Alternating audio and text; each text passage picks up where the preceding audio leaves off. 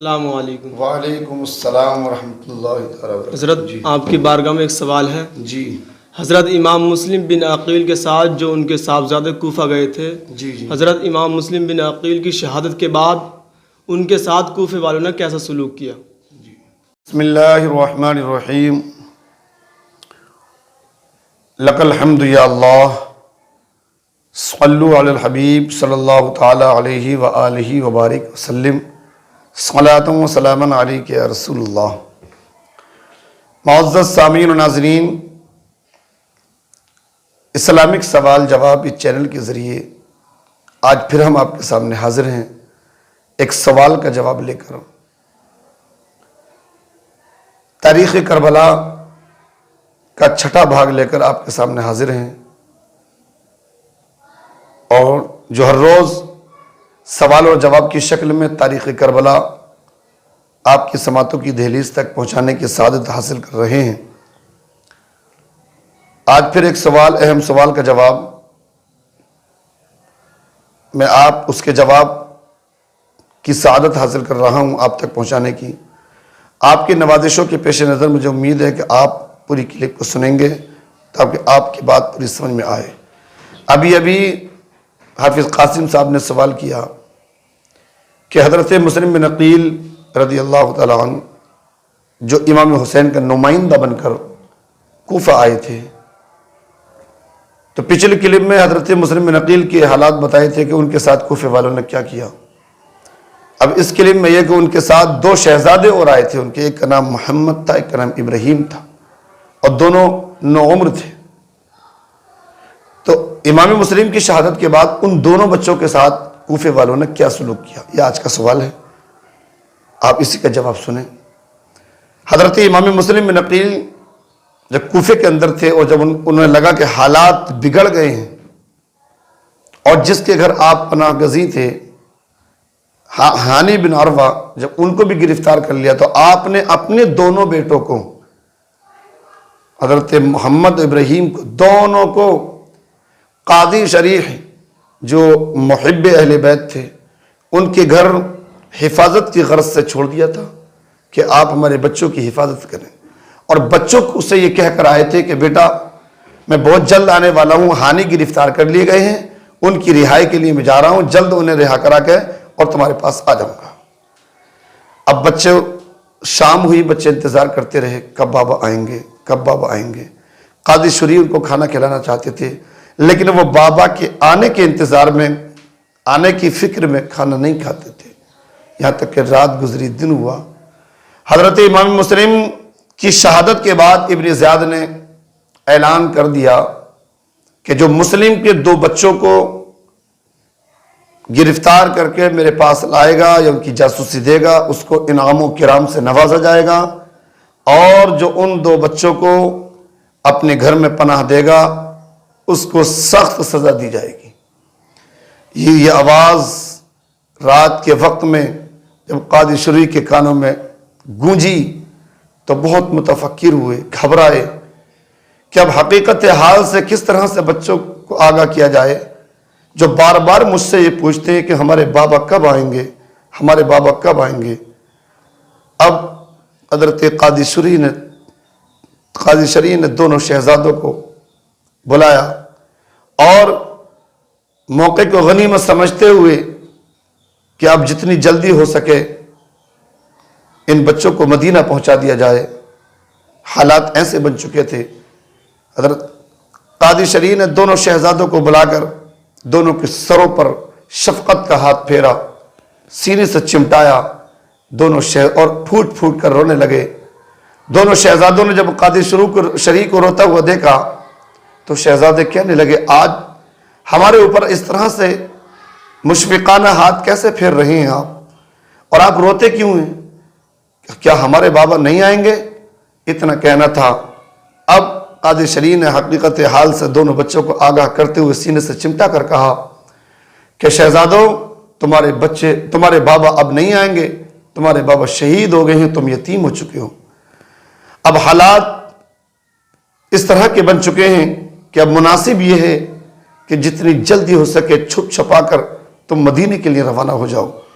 قاضی شرح نے رات میں اپنے بیٹے اسد سے کہا، بیٹا دونوں شہزادوں کا رخت سفر باندھو، زاد راہ باندھو، اور ان کو سحر کے وقت آج باب العراقین سے ایک قافلہ مدینے کے لیے روانہ ہو رہا ہے، دونوں شہزادوں کو چھپا کر اس باب العراقین پر پہنچ جاؤ، اور جب مدینے کو قافلہ روانہ ہونے والا ہے اس قافلے کے قریب جا کر ان میں جو محب اہل بیت ہو، جو خاندان رسالت کے ادب و احترام کو جانتا ہو، ان کی حفاظت، ان کے سپردگی میں دونوں بچوں کو دے کر اور ان کو حقیقت حال سے آگاہ کرنا اور ان سے کہنا بحفاظت دونوں بچوں کو مدینہ پہنچا دیں۔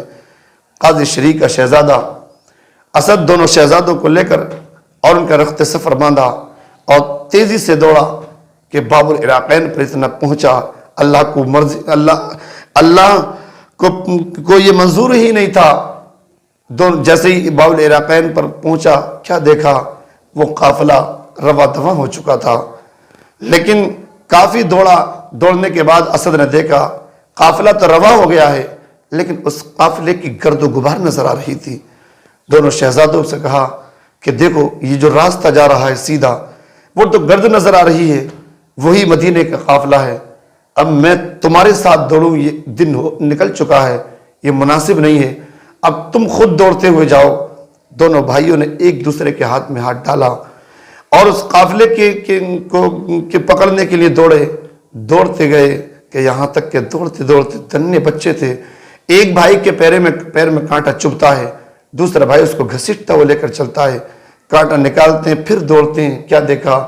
اب وہ گرد قافلہ بھی نظر آنا بند ہو گئی ہے، کدھر جائیں کہاں جائیں؟ ادھر جب دن کی روشنی پھیلی، ابن زیاد کے جاسوس، ابن زیاد کے سپاہی مال کے چکر میں، انعام و کرام کے چکر میں کوفے کے گلی کوچے میں گردش لگا رہے تھے۔ جیسے ہی صبح نمودار ہوئی، دو شہزادوں کو دوڑتا ہوا دیکھا، ابن زیاد کے سپاہیوں نے فوراً دوڑے ان کو گرفتار کر لیا۔ گرفتار کرنے کے بعد پوچھا تم کون ہو؟ دونوں شہزادوں نے کہا تھا ہم مسلم بن عقیل کے یتیم ہیں۔ تو کہا ٹھیک ہے، جن کی تلاش میں ہم بھاگتے تھے وہ آپ مل گئے۔ دونوں شہزادوں کو ابن زیاد کے سپاہیوں نے گرفتار کیا اور ابن زیاد کے دربار میں پیش کر دیا۔ ابن زیاد نے دونوں شہزادوں کو دیکھ کر اور کہا، حکم دیا کہ ان کو جیل میں ڈال دیا جائے جب تک یزید کی جانب سے کوئی حکم نہیں آتا ہے۔ اس لیے کہ ابن زیاد نے یزید کو یہ پروانہ بھیج دیا تھا کہ مسلم بن عقیل کو تو میں نے شہید کر دیا ہے، ان کے دونوں شہزادے میرے قبضے میں ہیں۔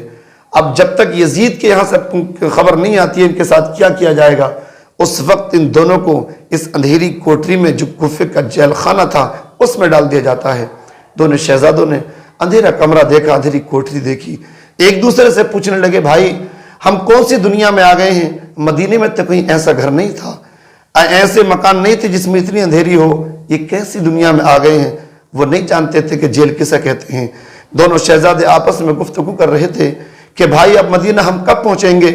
بابا بھی چلے گئے، مدینے کی گلیوں کی یاد آتی ہے، مدینوں کے ساتھ بچوں کے ساتھ کھیلنا یاد آتا ہے۔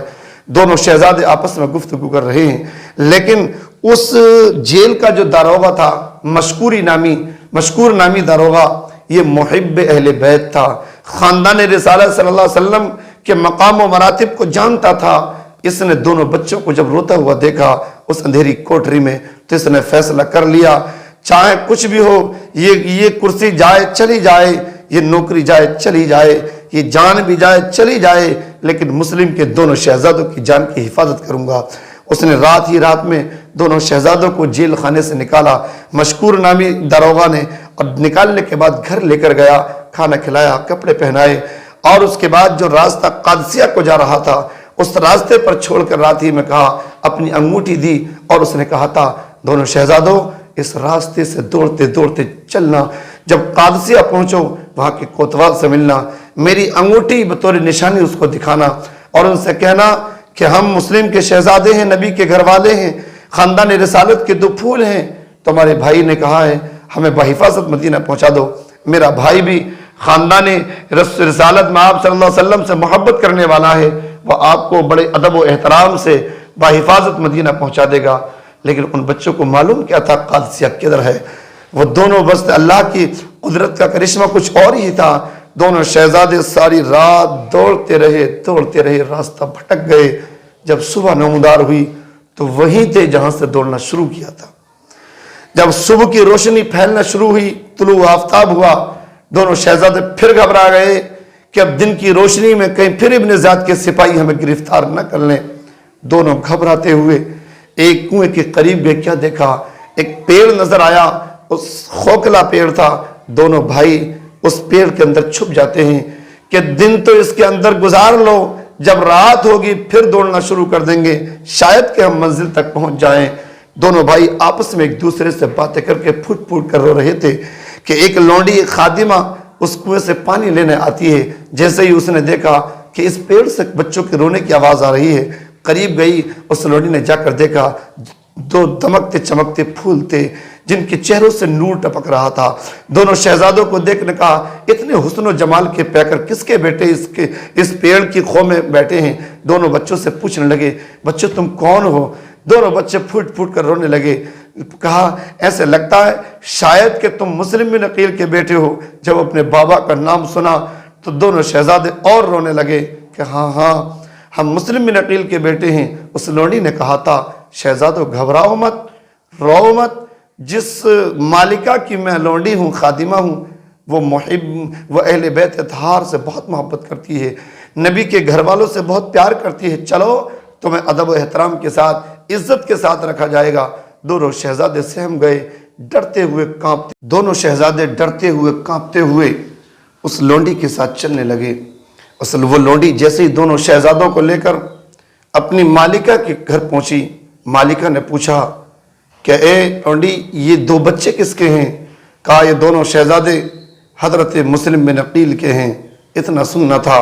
مالکہ خوش ہوئی اور اس خوشی اور شادمانی و مسرت میں آ کر اس لونڈی سے کہا، آج تو نے بہت اچھا کام کیا ہے، آج مجھے خاندان رسالہ صلی اللہ علیہ وسلم کے دو شہزادوں کی خدمت کرنے کا موقع ملے گا، اس خوشی میں میں تجھے آزاد کرتی ہوں، اور جا اس بات کو راز میں رکھنا، کسی کو بتانا مت۔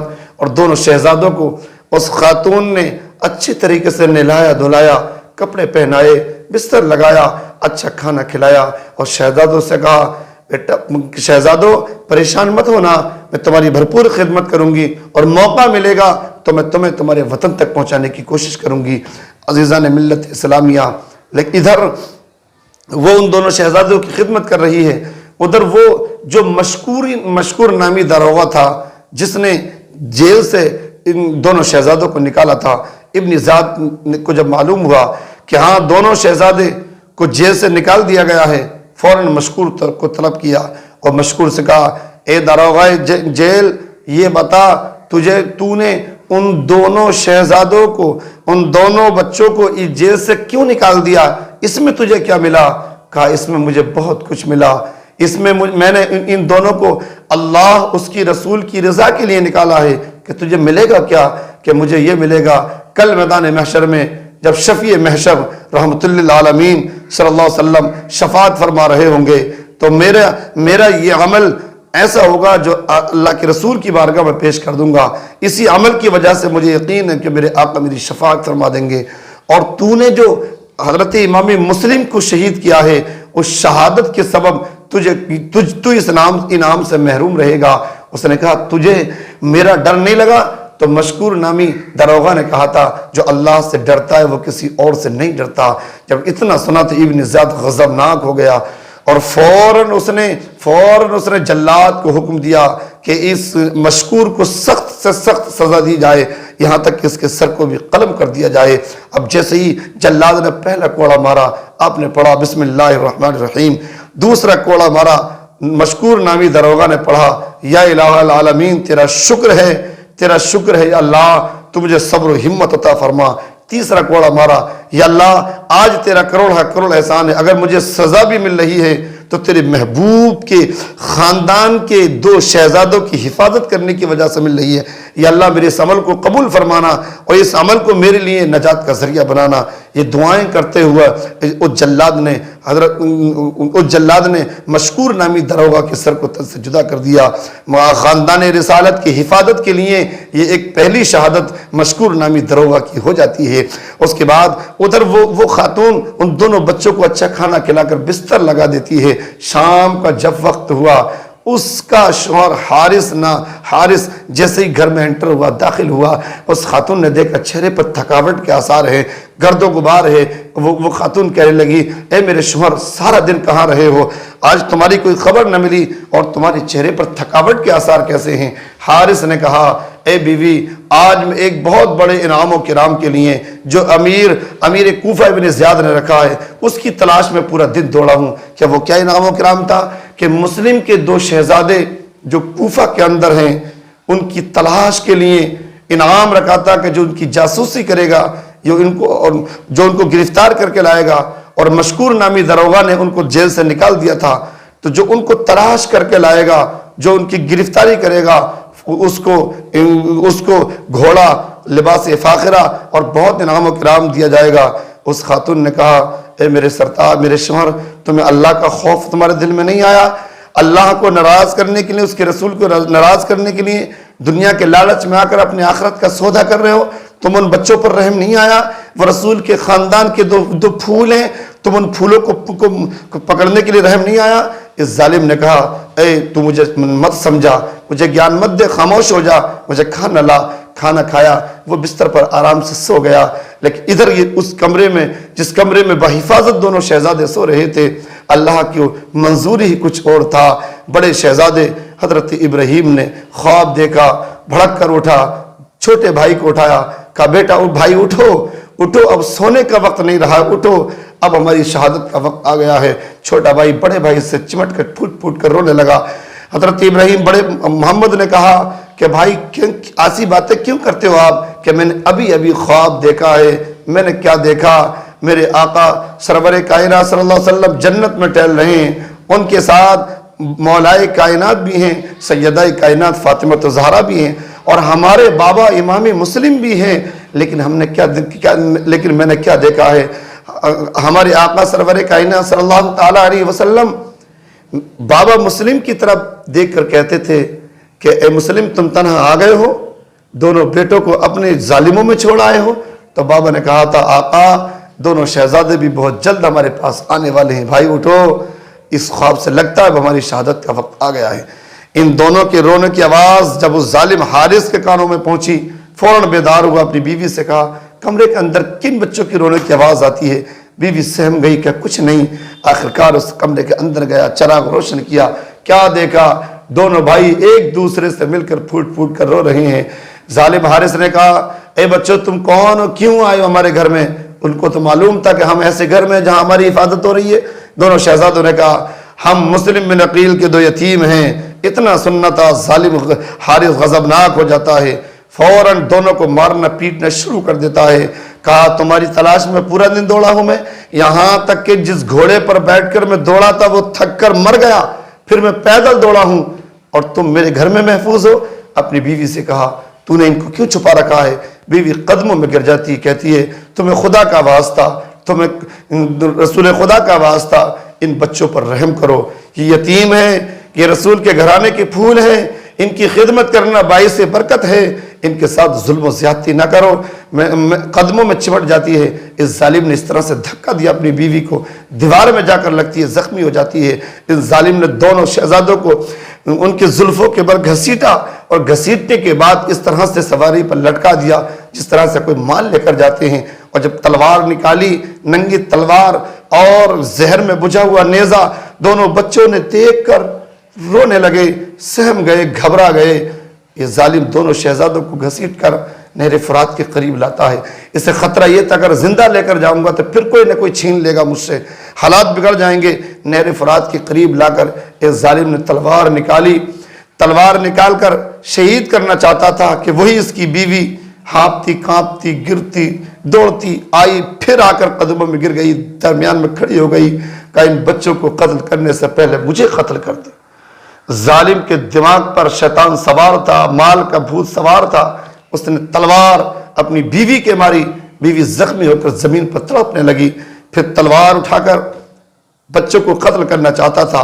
بڑے شہزادے حضرت محمد نے سر کو جھکا دیا، کہا اے ظالم، اگر تجھے قتل کرنا ہی ہے، ذبح کرنا ہی ہے تو پہلے مجھے کر، اس لیے کہ میں اپنے سامنے اپنے چھوٹے بھائی کو ذبح ہوتا ہوا نہیں دیکھ سکتا۔ چھوٹے بھائی نے ہمت سے کام لے کر کہا ظالم، اگر تجھے ذبح کرنا ہی ہے تو مجھے ذبح کر، تو میرے بڑے بھائی کو میرے سامنے ذبح نہ کر، اس لیے کہ میں اپنے بھائی کو قتل ہوتا ہوا نہیں دیکھ سکتا۔ اس ظالم کو بالکل بھی رحم نہیں آیا، اس نے فوراً تلوار نکالی، دونوں کے سروں کو تن سے جدا کر دیا، اور تن سے جدا کرنے کے بعد اس ظالم نے ان کی لاشوں کو نہر فرات میں ڈال دیا، اور دونوں سر تھیلے میں رکھ کر ابن زیاد کے دربار میں حاضر ہو گیا۔ ابن زیاد کے دربار میں تھیلا رکھ کر کہا اے امیر کوفہ ابن زیاد، لو میں نے جس انعام و کرام کا تم نے وعدہ کیا تھا وہ انعام و کرام مجھے دو، میں نے وہ کام کر دیا ہے۔ ابن زیاد نے کہا تو نے کیا کر دیا، کیا ہے تھیلوں کے اندر؟ کہا تیرے دشمنوں کے سر ہیں۔ کہا کس کے سر؟ کہ مسلم بن عقیل کے دونوں بیٹوں کے سر ہیں۔ جب سر دیکھے ابن زیاد نے کہا ظالم، تو نے ان کے سر کو تن سے جدا کیوں کر دیا؟ میں نے تو یزید کو یہ خبر پہنچا دی ہے کہ یہ دونوں بچے میرے پاس محفوظ ہیں، بحفاظت ہیں، اگر یزید نے دونوں بچے زندہ مجھ سے مانگ لیے تو میں کہاں سے لا کر دوں گا؟ میرے حکم کے بغیر، میری اجازت کے بغیر تو نے ان کے سروں کو تن سے جدا کیوں کیا؟ لہٰذا تو سزا کا مستحق ہے۔ فوراً مقاتل نامی جلاد کو حکم دیا کہ جا اس حارث کو وہاں لے کر جا جہاں اس نے ان دونوں بچوں کو قتل کیا ہے، اور اس کے سر کو تن سے جدا کر دے۔ اور مقاتل نامی شخص نے اس کے ہاتھ باندھ کر جب لے کر چل رہا تھا تو مقاتل یہ کہتا تھا اگر آج ابن زیاد مجھے ساری حکومت کا بھی مالک بنا دیتا تو اتنی خوشی نہیں ہوتی جتنی دشمن خاندان رسول کے سر کو کاٹتے ہوئے ہوگی۔ اور اس ظالم کے سر کو اسی نہر فرات کے قریب جا کر کاٹ دیا جاتا ہے۔ جب اس کی لاش کو نہر فرات میں ڈالا تو نہر فرات میں پھینک دیا، جب اس کی لاش کو زمین میں دبایا تو زمین نے پھینک دیا۔ روایتوں میں آتا ہے اس کو جلا کر اس کی ہڈیوں کو کتوں کے حوالے کر دیا گیا۔ یہ نہ خدا ہی ملا، نہ وصال صنم، نہ ادھر کے رہے نہ ادھر کے رہے، اس کو کچھ نہیں ملا۔ میرے دوستو، یہ جو سوال کیا تھا کیا سلوک یہ کیا دونوں بچوں کی بھی جان لے لی، لیکن ظالم کو دنیا میں بھی اس کا صلہ مل گیا۔ اللہ تعالیٰ ہم سب کو صحیح پر عمل کرنے کی توفیق عطا فرمائے۔ انشاءاللہ اگلی کلپ میں یہاں سے اگلے بیان میں اگلی کلپ میں ہم آپ سے ملتے ہیں۔ السلام۔